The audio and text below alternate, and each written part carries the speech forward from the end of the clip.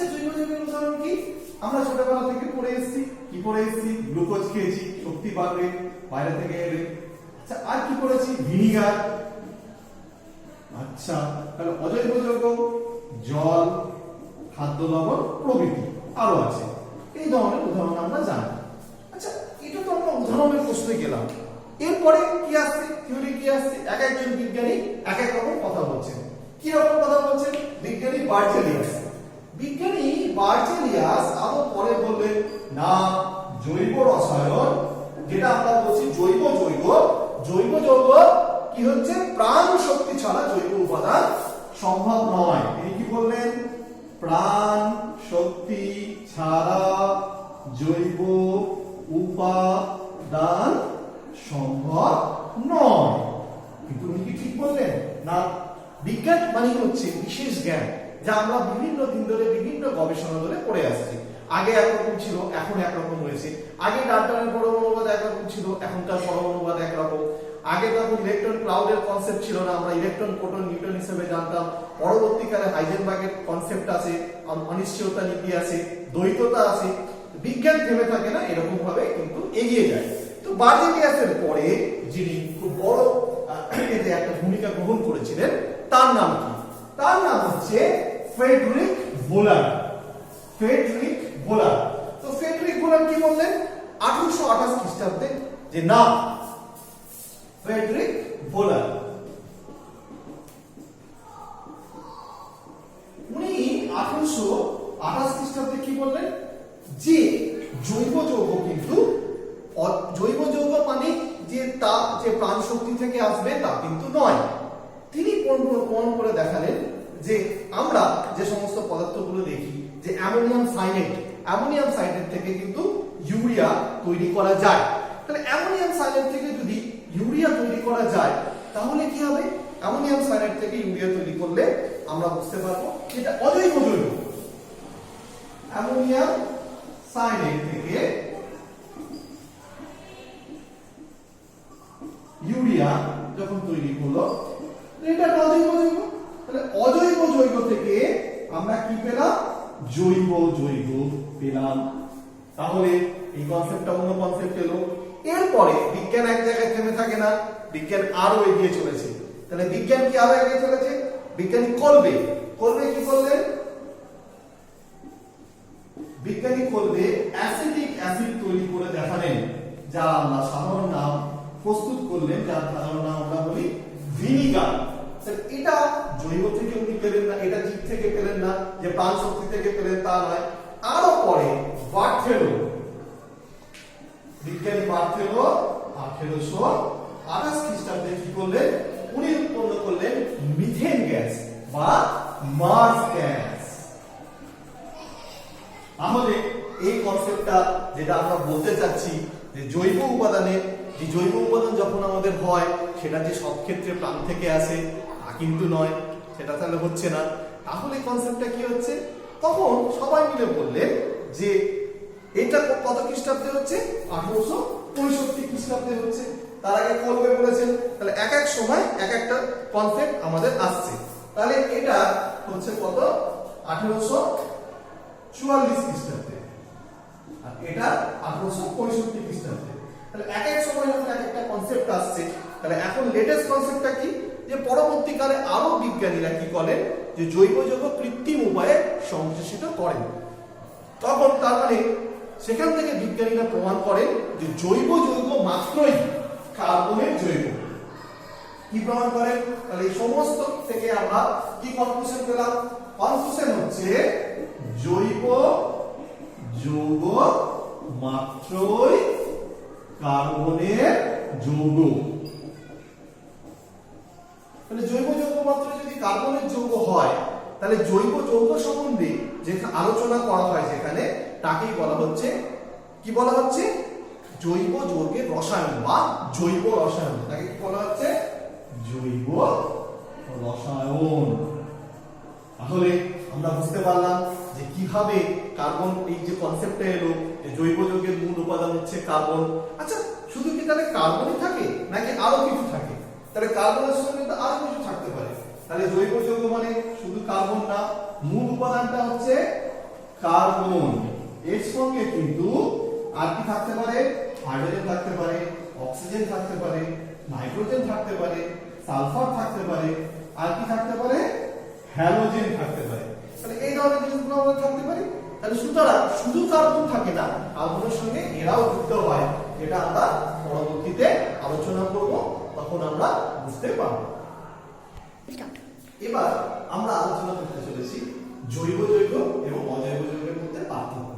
আচ্ছা, আমরা একটা চ্যাপ্টার পড়েছিলাম রাসায়নিক বন্ধন, তোমাদের দ্বিতীয় চ্যাপ্টার ছিল পর্যায় সারণীর পরে। সেখানে তোমরা পড়েছিলে যে রাসায়নিক বন্ধন সাধারণত দু প্রকারে হয়, তড়িৎযোজী যৌগ, সমযোজী যৌগ। তো এই যে সমস্ত জৈব যৌগ যারা আছে এদের বেশিরভাগই হচ্ছে এরা কিন্তু সমযোজী যৌগ। সমযোজী যৌগ হওয়া মানে আমরা পড়েছি মিথেন পড়েছো, কার্বন টেট্রাক্লোরাইড পড়েছো, এগুলো কিন্তু সমযোজী যৌগ। তাহলে অজৈব যৌগ যেগুলো সেগুলো সাধারণত আয়নিক বন্ড থাকে বা তড়িৎযোজী বন্ধন থাকে। এরকম হচ্ছে বিষয়টা। প্রথমে দেখো বন্ধনের প্রকৃতি, সাধারণত সমযোজী, এরা সাধারণত তড়িৎযোজী। কেন? কারণ এরা Na+Cl- হচ্ছে, হ্যাঁ, Ca+O- হচ্ছে, Ka+Cl- হচ্ছে। তো এদের মধ্যে কি রকম বন্ধন হচ্ছে? কুলম্বীয় আকর্ষণ হচ্ছে। কুলম্বীয় আকর্ষণ হওয়ার জন্য এদের যে বন্ধনটা এটা কিন্তু অপেক্ষাকৃত স্ট্রং। এদের বন্ধন যখনই অপেক্ষাকৃত স্ট্রং হবে সমযোজী বন্ধন অপেক্ষা, সমযোজী বন্ধনটা কি হচ্ছে অপেক্ষাকৃত দুর্বল। তাই জন্য এদেরকে ভাঙতে অনেক বেশি শক্তি লাগবে। অনেক বেশি শক্তি লাগার জন্য দেখো গলনাঙ্ক স্ফুটনাঙ্ক এদের বেশি, কিন্তু এই জৈব যৌগতে বন্ধনটা অপেক্ষাকৃত দুর্বল হওয়াতে এদের কিন্তু অপেক্ষাকৃত গলনাঙ্ক এবং স্ফুটনাঙ্কটা কম। আমরা এবার 3 নম্বর পয়েন্টে আসি, দ্রাব্য। দ্রাব্যটা কি? আমরা পড়েছি পোলার লাইক পোলার। পোলার লাইক পোলার মানে পোল মানে কি? মেরু। তার মানে পোল মানে যার মধ্যে দুটো মেরু থাকে, ধ্রুবীয় দ্রাবক, একটি পজিটিভ একটি নেগেটিভ যে মেরু থাকে, যেমন জলের ক্ষেত্রে দুটি মেরু এরকম থাকে, সেই পোলার দ্রাবকে কিন্তু জৈব যৌগ হচ্ছে অদ্রাব্য। অপরপক্ষে অজৈব যৌগ কিন্তু পোলার দ্রাবকে সাধারণত দ্রাব্য। জলের মধ্যে আমরা জানি খাদ্য লবণ দ্রবীভূত হয়ে যায়, KCl দ্রবীভূত হয়ে যায়, ক্যালসিয়াম অক্সাইড দ্রবীভূত হয়ে যায়। তাহলে এই যে পদার্থগুলো আমরা জানি জলের মধ্যে সাধারণত যে সমস্ত অজৈব যৌগ থাকে তারা কিন্তু দ্রাব্য হয়ে যায়। এবার আমরা আসছি দাহ্যতা। দাহ্য মানে জ্বলা। এদের মধ্যে কার্বন হাইড্রোজেন থাকায় এরা চট করে দাহ্য হয়। এদের বেশিরভাগই কিন্তু অজৈব যৌগ অদাহ্য। এবার স্পেশাল ক্যারেক্টারিস্টিক, বিশেষ ধর্ম, আইসোমারিজম বা সমাবয়বতা। সমাবয়বতা ধর্ম, যেহেতু জৈব যৌগের মধ্যে ক্যাটাইনেশন ধর্ম থাকে, মানে ক্যাটাইনেশন ধর্মটা কি পরে আমি আলোচনা করছি। একটা কার্বনের সঙ্গে আরেকটা কার্বন বিশেষভাবে কার্বন কার্বন পরস্পর পরস্পর পরস্পর পরস্পর পরস্পর পরস্পর এরকম যে যুক্ত থাকার ক্ষমতা, তাকে বলা হয় সমবয়বতা। সেই জন্য এদের তাদেরকে বলা হয় ক্যাটাইনেশন ধর্ম। সেই ক্যাটাইনেশন ধর্ম থেকে কিন্তু আমরা সমবয়বতা দেখতে পাই, সেই জন্য আমাদের এটা চলে। কিন্তু এদের ক্ষেত্রে ক্যাটাইনেশন ধর্ম নেই, তাই সমবয়বতা দেখা যায় না। মানে আমরা বুঝলাম সমবয়বতা থেকে সমবয়বতা আমরা পরে পড়বো, গঠনগত সমবয়বতা, শৃঙ্খলগত সমবয়বতা, কার্যকরী মূলগত সমবয়বতা, তখন আমরা সবিস্তারে আলোচনা করব। এখন তোমরা শিখলে যেহেতু এদের ক্যাটাইনেশন ধর্ম আছে তাই এদের সমবয়বতা দেখা যায়, এদের যেহেতু ক্যাটাইনেশন ধর্ম নেই তাই এদের সমবয়বতা দেখা যায় না। এবার আমরা যে কনসেপ্টটা করব সেটা হচ্ছে কার্বনের চতুর্যোজ্যতা বা সমচতুস্তরীয় মডেল। কে বলেছেন? 1874 খ্রিস্টাব্দে বিজ্ঞানী ভ্যান্টফ আর লাভেল এই মডেলটা বলেন। তো 1874 খ্রিস্টাব্দে বিজ্ঞানী ভ্যান্টফ আর লাভেল কি বলেন? যে কার্বনের চতুস্তরীয় মডেল, তার মানে কার্বনের ভ্যালেন্সি হচ্ছে 4। কার্বনের ভ্যালেন্সি হচ্ছে 4, 4টি ভ্যালেন্সি। কি করে আমরা জানছি? আচ্ছা, কার্বন এর কত, মানে অ্যাটমিক নাম্বার কত? 6। তাহলে কার্বনের অ্যাটমিক নাম্বার হচ্ছে 6। তাহলে কার্বনের অ্যাটমিক নাম্বার যদি 6 হয় তাহলে কি হবে? আমরা জানি a কক্ষে 2টি থাকে, l কক্ষে 4টি ইলেকট্রন থাকে। তাহলে 4টি কক্ষ ব্যালেন্স যখন আমরা জানি যে শেষের যে আমাদের কক্ষ থাকে তাহলে তারাই যোজ্যতা ইলেকট্রন হিসেবে এদেরকে ব্যবহার করে, আমরা বন্ধনের ক্ষেত্রে শিখেছি। তাহলে কার্বনের ক্ষেত্রে এখানে হচ্ছে আর এখানে হচ্ছে, তাহলে এই 4টে ব্যালেন্স ইলেকট্রন থাকছে আর এখানে দুটো থাকছে। তখন এরা কি তৈরি করছে? এরা কিন্তু বন্ধন গঠন করবে অন্যর সাথে। তাহলে কিভাবে করবে? হয় ইলেকট্রন ছাড়বে, নয় ইলেকট্রন নেবে। এখন কার্বন তোমরাই বলো, কার্বনের ক্ষেত্রে চারটে ইলেকট্রন আছে মাঝামাঝি, তাহলে চারটে ইলেকট্রন যদি ছেড়ে দেয় তাহলে হতে পারে অষ্টক পূর্তি, অথবা যদি চারটে ইলেকট্রন নিয়ে নেয় তাহলে অষ্টক পূর্তি। চারটে ইলেকট্রন ছাড়তে একটু বেশি শক্তি লাগবে, তাই এরা অপেক্ষাকৃত কম শক্তিতে হয়। কিন্তু চারটে ইলেকট্রন যখন আমরা বলছি যে যুক্ত হচ্ছে, তার মানে কার্বন C4+ হচ্ছে, তার মানে চারটের সঙ্গে যুক্ত হতে পারবে, এটার প্রবলেমটা বেশি থাকছে। ওকে, এবার দেখো যে মডেলটা আমরা আলোচনা করছি চতুস্তলকীয় মডেল। ছোটবেলা আমরা পড়েছি 3 ডাইমেনশনাল ছবি। 3 ডাইমেনশনাল ছবি যখন আমরা আঁকি, কোন একটা টেবিল আঁকছি, একটা চেয়ার আঁকছি, কিভাবে আঁকছি? এমনিতে আমরা আঁকতে পারছি না, তখন দেখবে আমরা এরকম আঁকি। এটা একটা যদি টেবিল হয়, সেই টেবিলের এরকম সামনে থাকে, সামনে পা থাকে, পেছনে পা থাকে, আর একটা পা কি হয় পেছনে এরকম থাকে, একটা কি হয় পেছনে থাকে। তাহলে এটা যে পেছনে থাকে আমরা দেখতে পাচ্ছি না। একই রকম ভাবে আবার আমি তোমাদেরকে দেখাচ্ছি কি হচ্ছে, এই একটা টেবিল, বা আমরা ছোটবেলায় যে ঘনক এঁকেছি, ঘনকেও দেখবে এই তিনটে থাকছে, কিন্তু একটা পেছনে থাকছে। আমরা অ্যাজিউম করে নিয়েছে এই 2 ডাইমেনশনাল একটা বোর্ডের মধ্যে আমরা কিভাবে ছবিটা আঁকবো। ঠিক একই রকম ভাবে তোমরা পড়বে স্টিরিওকেমিস্ট্রি, নিচু ক্লাসে পড়বে স্টিরিওকেমিস্ট্রিতে, দেখবে যে এটা এই যে সিম্বলটা, তার মানে এটা অ্যাবভ দ্য প্লেন, বোর্ডের উপরে আছে। আর এটা কি, এটা বিহাইন্ড দ্য প্লেন, এর বোর্ডের পেছন দিকে চলে যাচ্ছে।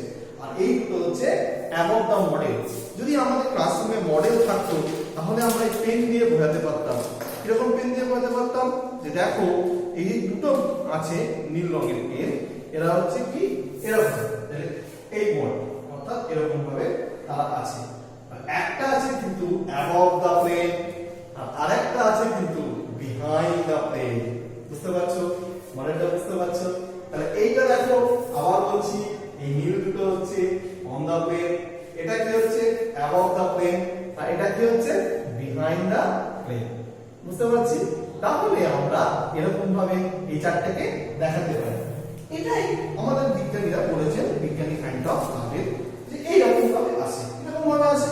কার্বন মানে কি, চারটে হাত, মানে চারটে হাত এর সাথে যুক্ত হতে পারে। তাহলে আমরা এটা চতুস্তলকীয় মডেলটা লিখতে পারি। আর এখানে কি হচ্ছে, যে এইভাবে আমরা মডেলটাকে দেখাচ্ছি। অবভিয়াসলি এখানে কি আছে, হাইড্রোজেন আছে, এগুলো হাইড্রোজেন আমি দেখাচ্ছি না এগুলো। এটা চতুস্তলকীয় মডেল আমরা যখন আঁকবো, এগুলোকে অ্যাজিউম করে নেওয়া হয় যে এর মধ্যে এগুলো আছে। এখানেও হাইড্রোজেন আছে, উপরে অবভিয়াসলি হাইড্রোজেন আছে। আর এই যে বন্ধন কোণটা হচ্ছে, অর্থাৎ এখানে hydrogen carbon hydrogen, hydrogen carbon hydrogen বন্ধন কোণটা কত হচ্ছে 109 ডিগ্রি 28 মিনিট। ঠিক আছে, 109 ডিগ্রি 28 মিনিট। তাহলে তার মধ্যে যে চারটি সিদ্ধান্ত, সেই চারটি সিদ্ধান্ত কি? এক, কার্বনের চারটি যোজ্যতা একই সমতলে অবস্থান করে। কার্বনের কটা যোজ্যতা? চারটে যোজ্যতা একই সমতলে অবস্থান করে। দুই, একটি কাল্পনিক সুষম চতুস্তলক, একটি কাল্পনিক সুষম চতুস্তলকে কেন্দ্রবিন্দুতে কার্বন থাকবে এবং তার চারপাশে কি থাকছে, যে চারটি চতুস্তলকের জন্য চারটি প্রান্ত থেকে প্রসারিত করে থাকে। তিন, কার্বন পরমাণুর যে কোনো দুটি যোজ্যতার মধ্যবর্তী কোণের পরিমাণ 109 ডিগ্রি 28 মিনিট। তাহলে আবার বলছি তিনটে পয়েন্ট। কার্বনের চারটি যোজ্যতা একই সমতলে অবস্থান করে। দুই, একটি কাল্পনিক সুষম চতুস্তলকের কেন্দ্রবিন্দুতে কার্বন পরমাণু আর চারদিকে চারটে ভ্যালেন্সি থাকে। তিন, কার্বন পরমাণুর যে কোনো দুটি যোজ্যতার মধ্যবর্তী কোণের পরিমাণ 109 ডিগ্রি 28 মিনিট। বুঝতে পেরেছি আমরা সবাই? আশা করি তোমরা সবাই বুঝতে পেরেছো। এবার আমরা শিখব ক্যাটিনেশন ধর্ম। সেই ক্যাটিনেশন ধর্ম যার জন্য জৈব রসায়নে সমবায়বতা ধর্ম দেখা যায়। কি ক্যাটিনেশন ধর্ম? এখন যেটা করোনা ভাইরাস করছে, সেই ক্যাটিনেশন ধর্ম। একজনের সঙ্গে একজনের চেন তৈরি করছে, এর সঙ্গে চেন, ওর সঙ্গে চেন, ওর সঙ্গে চেন। আর আমরা মানব বন্ধন তৈরি করি, এর হাত ধরি, ওর হাত ধরি, ওর হাত ধরি। তাহলে এই যে কার্বনের একটার সঙ্গে আরেকটা কার্বনের একটা দীর্ঘ শৃঙ্খল তৈরি করার যে ক্ষমতা, সেই ক্ষমতাই হচ্ছে ক্যাটিনেশন ধর্মের জন্য। অর্থাৎ যে বিশেষ ক্ষমতার জন্য কার্বন পরমাণুগুলি পরস্পর সমযোজী বন্ধনে আবদ্ধ হয়ে সুস্থিত কার্বন শৃঙ্খল গঠন করতে পারে, তাকে ক্যাটিনেশন ধর্ম বলে। আবার বলি, যে বিশেষ ক্ষমতার জন্য কার্বন পরমাণুগুলি পরস্পর সমযোজী বন্ধনে আবদ্ধ হয়ে সুস্থিত কার্বন শৃঙ্খল গঠন করতে পারে, তাকে ক্যাটিনেশন ধর্ম বলে। কিরকম হচ্ছে ব্যাপারটা? আমরা জানি কার্বনের কটা হাত? চারটে হাত। 1 2 তিনটা। একদম বেসিক ব্যাপার, এই জিনিসটা তোমাদের খুব ভালো করে শিখতে হবে যে কার্বনের চারটে হাত, এই কনসেপ্টের উপরে কিন্তু পুরো অর্গানিক কেমিস্ট্রিটা দাঁড়িয়ে আছে। আমি তোমাদের পরের ক্লাসে এটা নিয়ে সবিস্তারে আলোচনা করব কত সুন্দরভাবে আমরা এটাকে করতে পারি। তাহলে এখানে যদি স্যার আরেকটা কার্বন থাকে কোনো অসুবিধা নেই, কার্বনের চারটে হাত দেখো 1 2 3 4, অর্থাৎ একটা কার্বন কার্বন বন্ধন, বাকি হাইড্রোজেন হাইড্রোজেন বন্ধন। স্যার তাহলে একে কি বলবো? একে বলবো সরল মুক্ত শৃঙ্খল। তাহলে স্যার যদি ডবল বন্ড থাকে কি হবে? আচ্ছা ঠিক আছে, ডবল বন্ড দাও, তাহলে তো বেশি হয়ে যাচ্ছে হাত, 1 2 3 4 1 2 3 4। তাহলে দেখো আবার কার্বনের চারটে হাত 2 3 4 2 3 4।